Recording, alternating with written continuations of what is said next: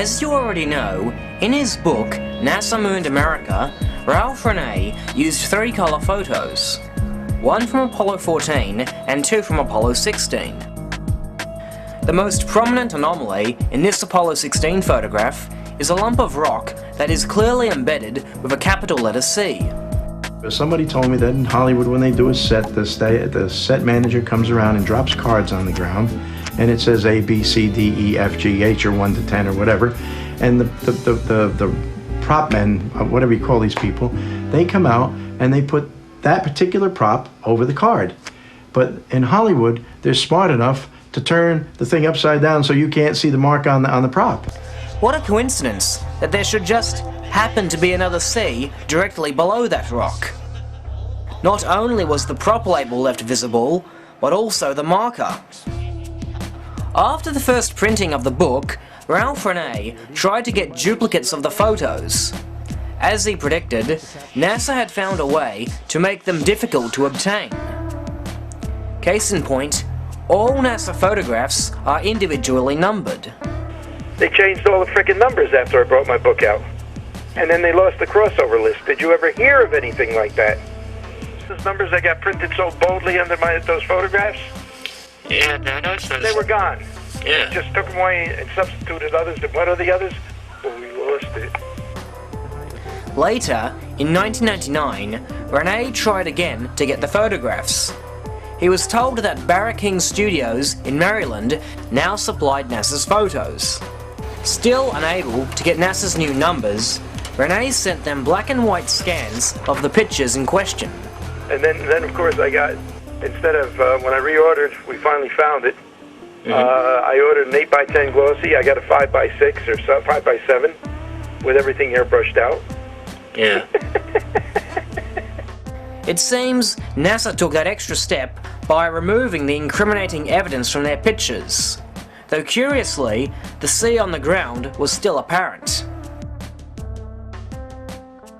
Since 2001, propagandists across the World Wide Web have jumped on this, claiming that photos with the letter C absent are the originals, and that any picture showing this letter is simply a unique misprint.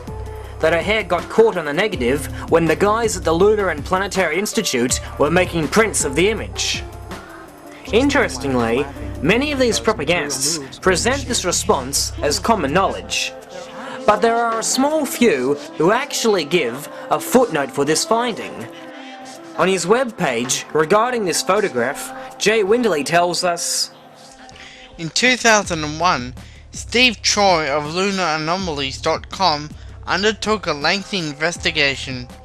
After obtaining transparencies from different sources connected with NASA, he failed to see the mark either on the masters used prior to 1997 or on the new masters. And just, who is this Steve Troy character? What is his background? His website, Lunar Anomalies, may sound like an Apollo hoax debunk website, but it's not. The lunar anomalies in question are so-called anomalies in photos taken by Apollo and even unmanned craft, suggesting evidence of ancient alien activity. Don't get me wrong, I have no reason to doubt the possibility of life elsewhere in space. But reading through this website, Troy's evidence for such is pathetic at best. He has demonstrated little to no photo analysis skills, and some of his theories are just plain wrong. It's also worth noting that Troy's website is partly run by Richard Hoagland, famous for analysing photos of the Moon and Mars for signs of alien civilizations. I have real data on real NASA pictures with real pedigrees that say that there are ruins out there that we have not been told about. Phil Plait rightly regards Hoagland as a kook, yet doesn't mind plagiarizing his partner's flawed theories for the Sea Rock photo. This is just a hair that got caught in the negative when they were making prints of this picture. In the original negative, you can see that that rock is not labeled C. The hair wasn't in there. So this is just a ridiculous claim. Like Winderley, it seems Robert Brainig also gives Mr. Troy credit for unmasking the Sea Rock. but apparently does not want to be associated with his other findings. Lunar Anomalies does a very good job of debunking the moon hoax theory, but the authors also believe Apollo astronauts uncovered ancient extraterrestrial artifacts on the moon, which is a conspiracy theory that I choose not to delve into. And just where do Mr. Troy and Mr. Hoagland do a great job of disproving the hoax theory? The first article that Brannig offers pulls up this insightful argument regarding the giant lights seen reflected in the astronauts' visors during lunar EVA.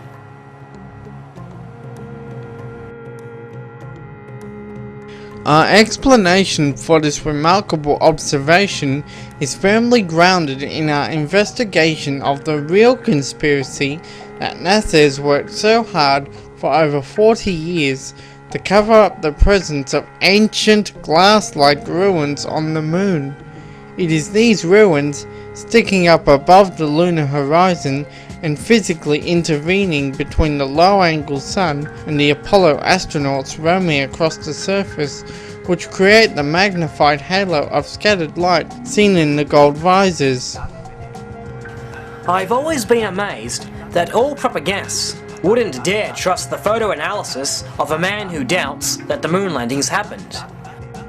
But they would rather praise the photo analysis of an alien hunter with zero experience in such a field, especially considering that his lack of photo analysis skills is commonplace in the hair on the negative claim they wish to endorse. Steve Troy claims that when magnified, the top portion of this supposed hair can be seen casting a shadow. The shadow that Troy refers to is nothing more than an uneven trail left by a marker pen. Marker pens have a slanted tip, and ink trails left by these pens will come out thicker or thinner depending on how much of the tip was pressing against the surface. Notice how the thick trail of ink narrows in some parts but widens elsewhere.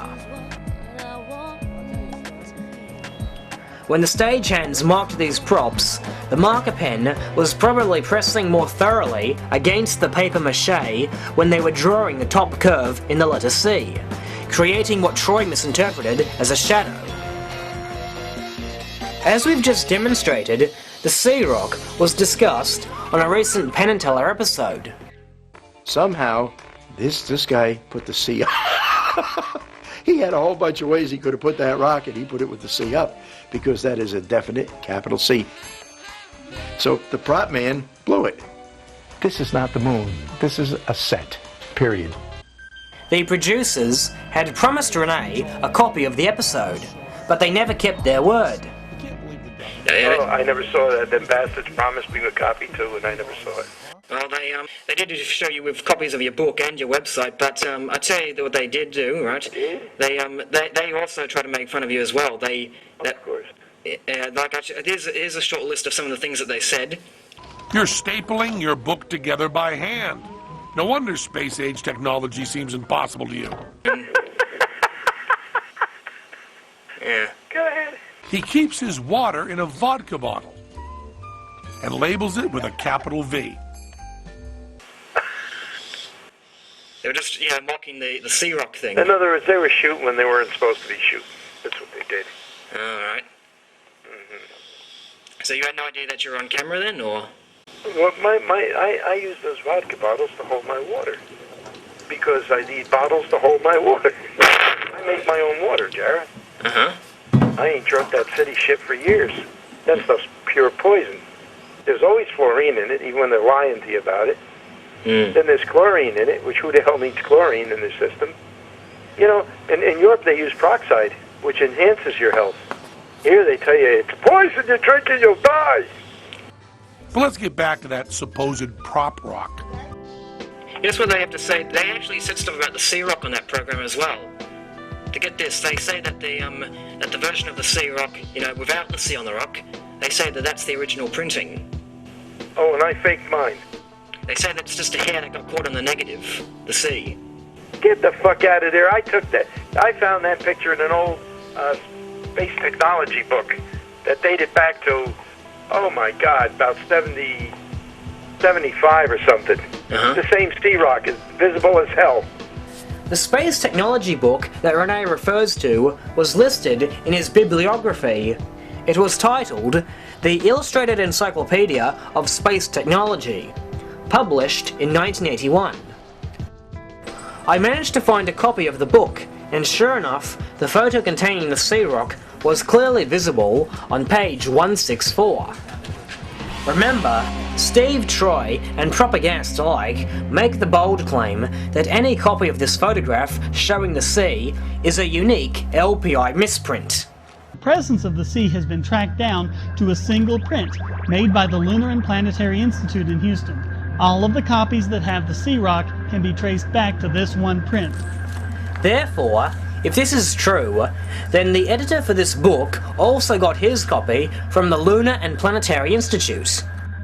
Right at the beginning, the book's editor gives credit to those who supplied the photographs. We are especially grateful to Les Gaver and his colleagues in the audiovisual department at NASA headquarters in Washington, D.C., who supplied a superb selection of photographs. This means that the editors for this encyclopedia got their copy of the sea rock photo from NASA's headquarters in Washington, D.C., not the Lunar and Planetary Institute in Houston. Interestingly, the presence of the sea rock photo in this encyclopedia was recently brought up at apollohoax.net. In spite of the editor's clear acknowledgement in the book, Jay Windley maintained that the sea rock photo was just an LPI misprint. Clearly, this is not the case. We know that this copy of the sea rock picture was linked back to NASA's HQ in Washington. Curiously, whenever the sea rock is brought up, the propagandists immediately direct their readers to, quote, the original image, which can be viewed online on NASA's Washington HQ's website. In other words, both the propagandists and the editor for this encyclopedia got their respective copies of the sea rock photo from the same source. In 1981, the capital C was clearly visible in the photo obtained from NASA's HQ in DC, but on the headquarters website, the C is absent. In a situation like this, two identical photographs from an identical source and both are said to be the original, we must conclude that the earlier developing of these two photos is the one true original. In this case, the copy from 1981. Given that the mystery shadow turned out to be marker pen ink, and at least one copy showing the sea has been tracked back to the originals, it can be confidently stated that Steve Troy's hair on the negative theory is, unequivocally, busted.